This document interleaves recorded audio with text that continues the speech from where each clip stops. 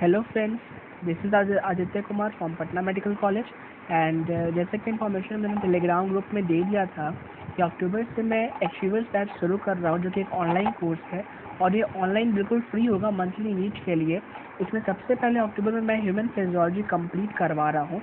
So let us start human physiology with the first chapter of human physiology, that is called digestive system. So today we are mainly concerned with the first part of digestive system because I am going to complete this chapter in two parts, and today we do is the first part of the digestive system. So what NCERT says, what is digestion? So the process of conversion of complex substrate into the simple form, simple absorbable form is known as the digestion. मतलब complex जो आप substance use करते हो, वो substance carbohydrate हो सकता है, वो सब्सटेंस प्रोटीन हो सकता है, वो सब्सटेंस वाटर हो सकता है, मिनरल हो सकता है।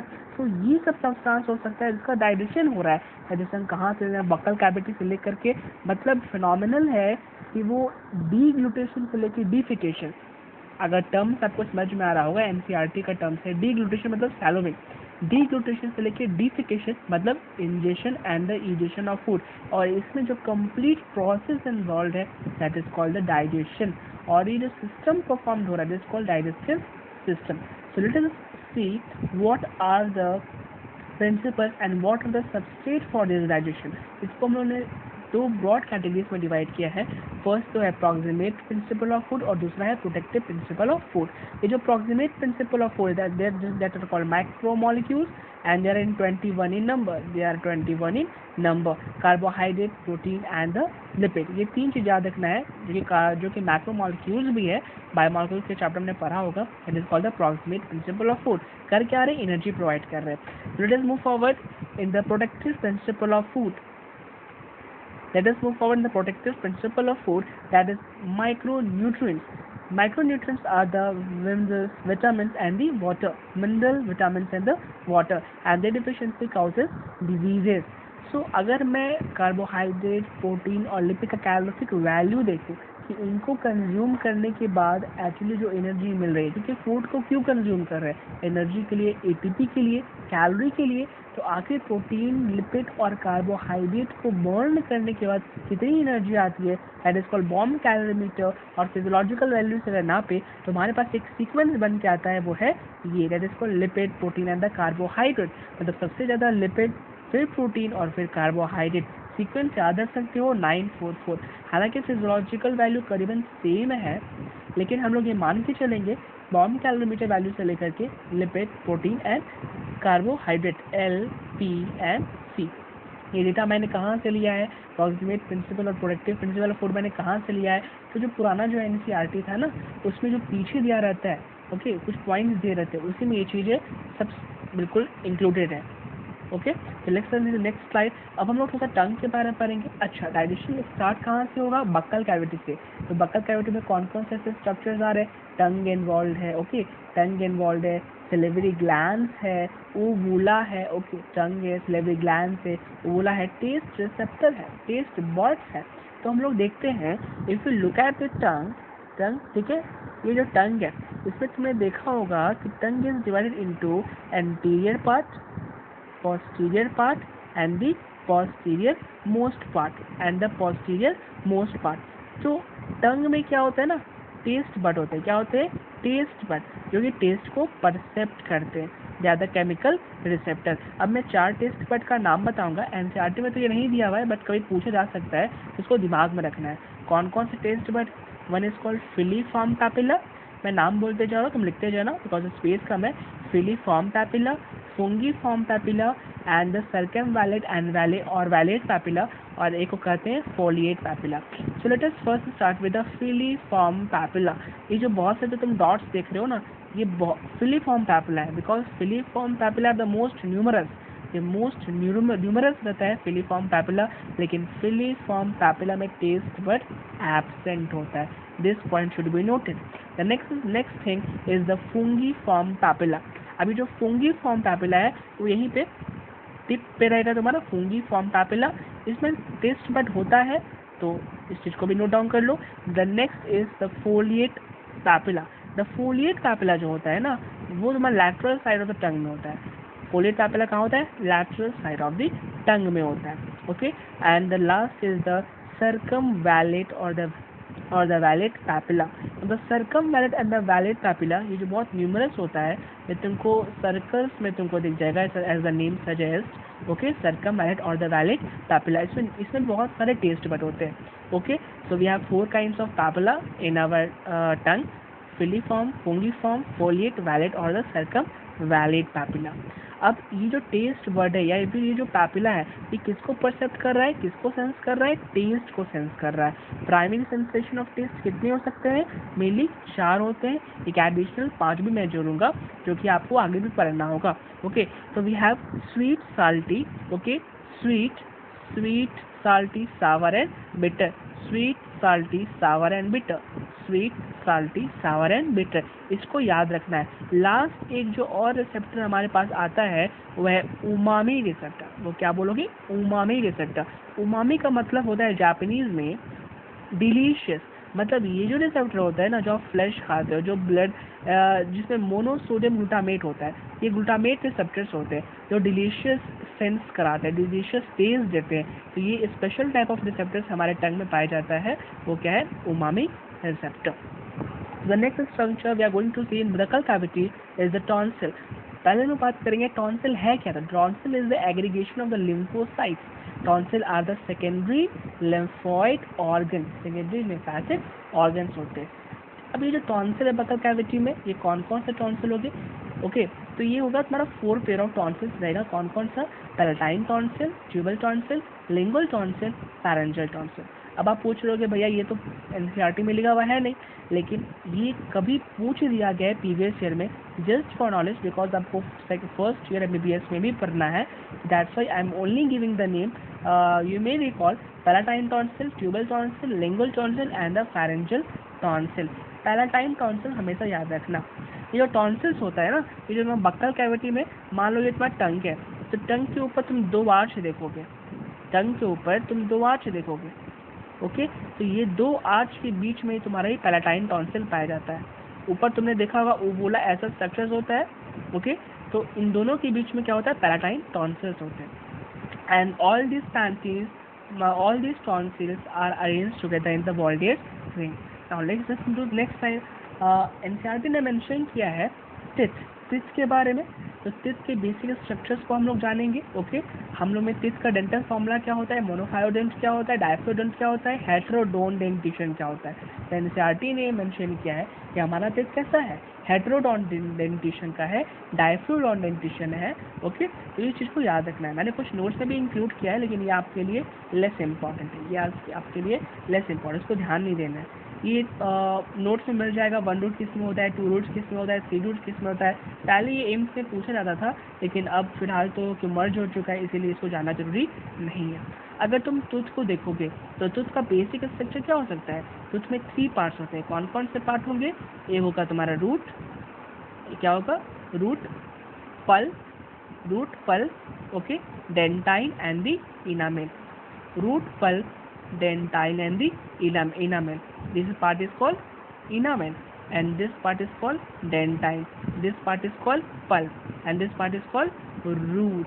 Okay, ये पिक्चर मैंने किसका बनाया? क्योंकि पिक्चर मैंने कैनाइन का बनाया. ओके, तो आप देख सकते हो यहाँ पे फिगर भी ऑलरेडी दिया हुआ है. ठीक है, 2-3 से कुछ जनरल नॉलेज की बातें हैं, जैसे एलिफेंट टस्कार मॉडिफाइड अपर इंसिजर, वॉल्वस टस्कार मॉडिफाइड कैनाइन है, एंड स्लॉथ और अर्माडिलो में तो इनामेल होता ही नहीं है. तो ये कुछ ऐसे पॉइंट्स हैं जो मैं डाइजेस्टिव सिस्टम का बक्कल कैविटी से स्टार्ट कर रहा हूँ और बक्कल कैविटी के स्ट्रक्चर्स को मैं इन्यूमरेट कर रहा हूँ. That's why you have to look at this structures and memorise this. Okay, so the next important thing you can find in the buccal cavity is the salivary glands. Salivary glands क्या होते हैं? Salivary glands वो glands होते हैं जो कि saliva को secrete करते हैं. Generally salivary glands are the compound gland. Okay, they are the compound gland. And so let us start with the first, the largest salivary gland. It is called the parotid gland. It is the largest. कहाँ पे होगा? Year के पास होगा. और ये parotid gland कहाँ पे किसके थ्रू खुलता है भाई? तो ये स्टेनसन्स डक्ट के थ्रू खुलता है। ये पूछा जा चुका है, पहले नीट में पूछा गया था स्टेनसन्स डक्ट, और इसका लोकेशन क्या है, तो ये लोकेशन है upper second molar. Upper second molar के पास पैरोटिड ग्लैंड का डक्ट ओपन होगा। पैरोटिड ग्लैंड का सिक्रेशन कौन सा नर्व मैनेज कर रहा है, तो ninth cranial nerve. If you recall, ninth cranial nerve is the glossopharyngeal nerve. The second salivary gland is the sublingual gland. The sublingual gland is the smallest, and the sublingual gland opens through the duct of Ravenous. The sublingual gland opens through the duct of Ravenous, and the gland with the largest saliva secretion. एक gland था जो कि largest था size में, वो था parotid gland. एक gland है जो लार्जेस्ट सलाइवा सिक्रेशन देता है, वो क्या है, सब मैंडिबुलर ग्लैंड। अच्छा, तुमने मैंडिबल सुना होगा ना, लोकोमोशन मूवमेंट में तुमने मैंडिबल सुना होगा, जो लोअर जॉ को हम लोग मैंडिबल कहते हैं। तो नेम इसका क्या है, नेम ही सजेस्ट कर रहा है सब मैंडिबुलर ग्लैंड, मतलब मैंडिबल के नीचे चिन के साइड में रहता है। Okay, this is the name is submandibular gland. ये लार्जेस्ट सलाइवा सेक्रेशन करता है। So what the structures we have studied in the buccal cavity, it is the first of all tongue, it's related taste bud and papilla. The next is the teeth, है ना, okay, the types of teeth, and the next is the salivary glands, and the last is the tonsils. 4 pair of tonsils we have. तो ये सब structures आपको buccal cavity में मिलेगा। Now let us come to the, अभी हमने क्या पढ़ा था, हमने पढ़ा था अभी सलेवरी ग्लैंड। सलेवरी ग्लैंड क्या सिक्रेट कर रहा है, सलेवरी ग्लैंड सलाइवा सिक्रेट कर रहा है। सलाइवा का कुछ इंपॉर्टेंट चीज़ आपको ध्यान में रखना होगा। सलाइवा का पीएच कितना होता है, 6.8। ये बहुत ही इंपॉर्टेंट है, इसका पीएच तुम्हें याद रखना होगा। ये क्या है, 6.8। ओके, सलाइवा का सिक्रेशन 1 से 1.5 लीटर पर डे होता है। ओके, और सलाइवा में कौन कौन से ऐसे केमिकल्स होंगे, तो potassium thiocyanate, lysozyme, this is very important. Saliva is antibacterial in nature, मतलब सलाइवा बैक्टीरिया को किल करता है। Why, because it have the lysozyme. Okay, it have the lysozyme. Saliva में एंजाइम मिलता है, that is called salivary amylase, ptyalin भी जिसे हम बोलते हैं। एनसीईआरटी में साफ लिखा हुआ है, salivary amylase hydrolyses about 30% of starch into maltose. Starch का माल्टोज में कन्वर्शन करना किसका काम है, सलेवरी अमाइलेज का काम है, जो कि प्रेजेंट है सलाइवा में। कौन कौन से कैटायन आयंस मिलेंगे यहाँ पे, sodium, potassium, chloride and the bicarbonate ion. ये सब मेंशन करना है। कभी कभी ऐसा आता है ना, क्वेश्चन आता है कभी कभी, जो the following about saliva is incorrect. उसमें तुमको 3-4 स्टेटमेंट लिख देगा और बोलेगा, और ऑप्शंस में देगा 3, 4, 2, 1। मतलब अब तुमको उसमें से पढ़ना पड़ेगा और अपने से पता लगाना पड़ेगा अब कौन कौन सा स्टेटमेंट सही है या गलत है। तो ऐसे केस में यही सब स्टेटमेंट को इंक्लूड करता है वहाँ। चलो को फैक्टर की बात करते हैं, तो यहाँ पे क्लोरीन किसका फैक्टर है, को फैक्टर टाइलिन का है, सलेवरी अमाइलेज है। अब तुम ये देख सकते हो सलाइवा सलेवरी ग्लैंड। अच्छा, मैं यहाँ पे एक कॉमन चीज़ बताना चाहूँगा, जितने भी ग्लैंड होते हैं, ग्लैंड का जो सिक्रेशन होता है ना, वो किससे मेंटेन्ड होता है, वो पारासिम्पैथेटिक पाथवे से होता है। अगर आपने नहीं पढ़ा है सिंपैथेटिक और पारासिम्पैथेटिक, तो ये you may study in the chapter of neural control and coordination. But कि आपके पास एक बेसिक आइडिया होगा कि जो पारासिम्पैथेटिक सिस्टम है वो नॉर्मली क्या करता है, नॉर्मली हमारे बॉडी को रेस्ट के स्टेट में लाता है। But in case of gland what parasympathetic activity do, the parasympathetic activity dilates the duct of the gland. That's why the secretion is enhanced, and it is said that the parasympathetic system excites, okay, or stimulates the salivary glands or the digestive gland in our body. So thumb rule मान लेना है कि हमारे digestive system में जो भी gland होंगे वो पारासिम्पैथेटिक सिस्टम के स्टिमुलेशन से एक्टिवेट होंगे। ओके, उनसे वो स्टिमुलेट होंगी। सो अब आते हैं बकल कैविटी के बाद क्या होता है, बकल कैविटी के बाद आपका थोरैक्स, मतलब आपका नेक की जो स्ट्रक्चर है, जैसे ट्रैकिया है, एपिग्लॉटिस है, वो हम लोग ब्रीथिंग के चैप्टर में मेंशन करेंगे। बट अभी डाइजेस्टिव सिस्टम से अगर लेके चल रहे हैं तो the next structure is the oesophagus. Length oesophagus का याद रखना 25 सेंटीमीटर। ईसोफैगस में है क्या, तुमने पढ़ा होगा, serosa, submucosa, serosa, muscularis externa, submucosa, mucosa, ये सब तुमने स्ट्रक्चर्स पढ़ा होगा जो कि ईसोफैगस में भी है। अब यहाँ पे एक क्वेश्चन आया था नीट में, the upper 1/3 part is of the oesophagus is consist of voluntary muscle. Upper 1/3 part क्या है? वॉलेंट्री मसल है। Okay, next 1/3 part okay involuntary muscle, और नेक्स्ट 1/3 लास्ट 1/3 पार्ट मिक्स्ड होगा, वो smooth muscle and the voluntary muscles होगा। अब आते हैं हम लोग बात करते हैं कार्डिक स्पिंस्टर की। तो कार्डिक स्पिंस्टर क्या करेगा? Guards the opening of the oesophagus in the stomach. अब ये देखो बच्चा, ये आया तुम्हारा क्या? ये तुम्हारा आया क्या? ईसोफेगस। ये क्या है? ईसोफेगस है। और ईसोफेगस से ये तुम्हारा क्या आया यहाँ पे? स्टमक। क्या आया तुम्हारे यहाँ पे? स्टमक। क्या आया तुम्हारे पे? स्टमक आया। यहाँ पे एक स्पिंस्टर रहेगा, यहाँ पे एक स्पिंस्टर रहेगा। तो ये जो स्टमक का मैं पार्ट्स बताऊंगा, ये जो स्पिंस्टर रहेगा this is called the cardiac sphincter, और ये जो यहाँ पे स्पिंस्टर है वो है पैलेटिक स्पिंस्टर। ओके, करता क्या है स्पिंस्टर? ये ओपनिंग को गार्ड करता है, ओपन क्लोज करता है। ओके, तो cardiac sphincter guards the opening of oesophagus in the stomach. जो फूड तुम बोलस यहाँ से ले रहे हो ना, वो किसका रेगुलेशन से स्टमक के अंदर जाएगा? By the means of cardiac sphincter, जब ये ओपन होगा तो। अब मान लो कि कार्डिक स्पिंस्टर नहीं हुआ, कार्डिक स्पिंस्टर ओपन नहीं हुआ, रीजंस कोई भी हो।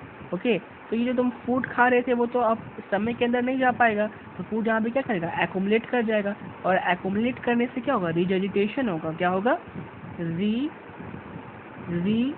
रिजर्जिटेशन मतलब बैक फ्लो होगा। मतलब क्या होगा? बैक फ्लो होगा। इससे क्या होगा? इससे होगा achalasia cardia. It's called achalasia cardia. Lack of peristalsis, because food तो मूवमेंट ऑफ पेरिस्टॉल्सिस से जा रहा है, तो यहाँ पे क्या होगा? Lack of पेरिस्टॉल्सिस।